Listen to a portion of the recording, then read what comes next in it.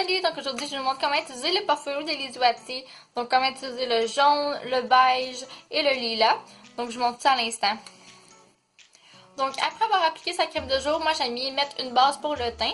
Donc je trouve que ça aide vraiment au faire crème de glisser mieux sur la peau puis de mieux s'estomper. Donc moi j'utilise celle de Maybelline, donc la Baby Skin. Que j'applique plus précisément sur le centre de mon visage. Je vais venir estomper avec mes doigts.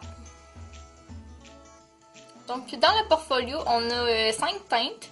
Dans le fond, on a le lilas, un beige vers le jaune, un vert, un beige moyen et un brun foncé. Moi, quand je commence, d'habitude, je commence avec le jaune orange. Donc lui, c'est vraiment pour les cernes bleutées. Donc on va juste venir en appliquer un petit peu. Donc, moi, j'aime ça prendre avec un petit pinceau comme ça. Donc, venir l'appliquer sur la cerne bleutée. Donc vraiment, tout ce qu'il y a le bleu, mauve de la cerne. On va pas juste en mettre partout. J'ai déjà fait cette erreur-là d'en mettre vraiment partout, mais ça va faire comme un effet vert, on dirait, vu que la peau est comme normale. Donc, il faut vraiment venir localiser vraiment où le bleu mauve. Donc, juste ici. De toute façon, après, on va venir mettre un cache-cerne régulier. Donc, vraiment, tout le bleu mauve. Donc, faut vraiment y aller quand même léger. C'est sûr que vu que c'est un produit crème, qu'on va venir en rajouter un autre tantôt, faut pas que ça fasse trop épais non plus, puis pas naturel.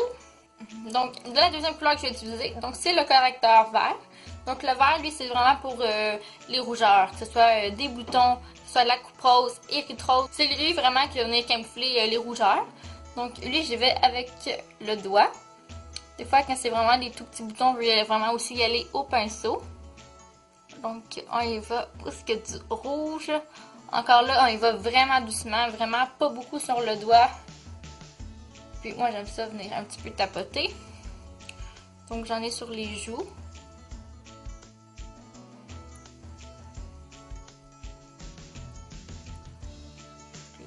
Encore une fois, on en met seulement localement où est-ce qu'on a de la rougeur. On n'en vient pas d'en mettre partout. Donc, les ailes du nez. Donc, voilà comme ça. Après ça, moi, j'applique le lilas. Donc, lui, c'est vraiment pour faire une petite touche lumière. Donc, j'en applique au doigt, un petit peu sur le menton. Comme ça. Puis, au niveau du front. J'estompe vite au doigt. J'aime ça en mettre un petit peu sur le haut de la pommette.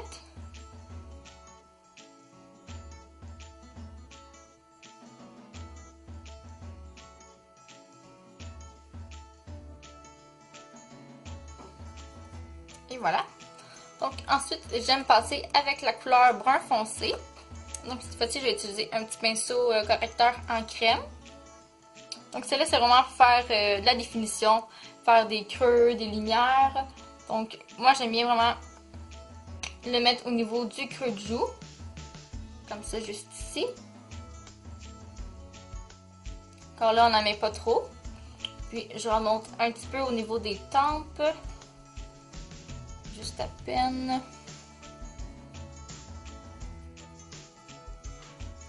On peut aussi passer un petit peu au niveau de l'arc du nez. Puis un petit peu au niveau de la mâchoire aussi. Puis il me reste une couleur et donc c'est le beige vraiment pour comme cache-cerne. Mais moi, je l'utilise pas vraiment. Je l'utilisais plus avant. Mais je trouve que vu qu'on a déjà mis le correcteur jaune, ça fait trop épais. Donc, j'aime mieux appliquer un cache-cerne liquide à place.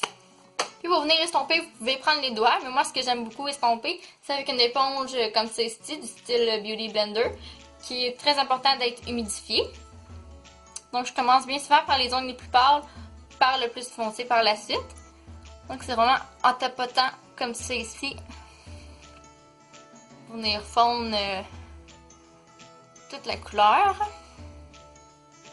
Des fois en tapotant ça marche pas trop pour fondre le contour, ça veut peut-être dire que vous en avez trop mis, donc vous pouvez y aller un petit peu en balayant avec l'éponge juste pour essayer de mieux fondre la couleur.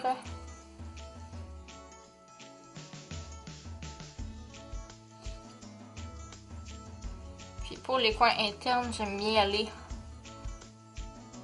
au doigt.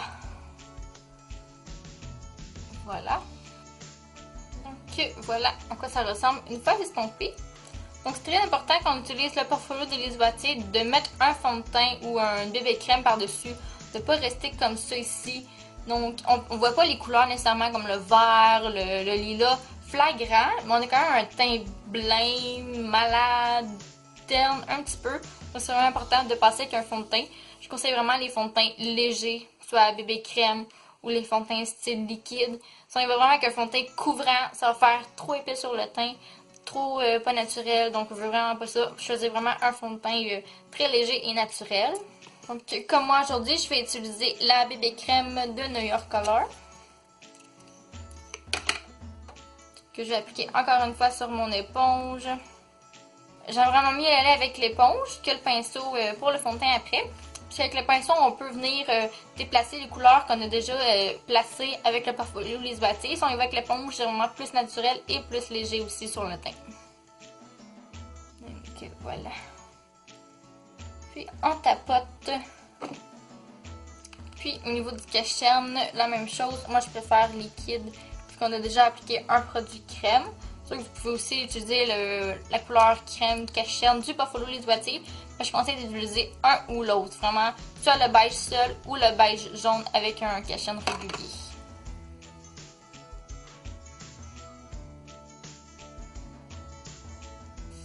Donc voilà ce que ça donne pour le teint. Donc j'ai déjà un petit peu le teint plus lumineux. Donc vous pouvez poursuivre avec vos poudres bronzantes, poudres matifiantes, poudre highlighter, pour vraiment compléter le look. Mais pour le portfolio d'Élise Wattier, c'est ça que ça donne aujourd'hui. Donc ça fait vraiment discret. Le but c'est pas de voir le vert, le lilas. Si on le voit, encore travailler vos techniques, travailler pour vraiment qu'ils se fondent mieux dans la peau. Donc,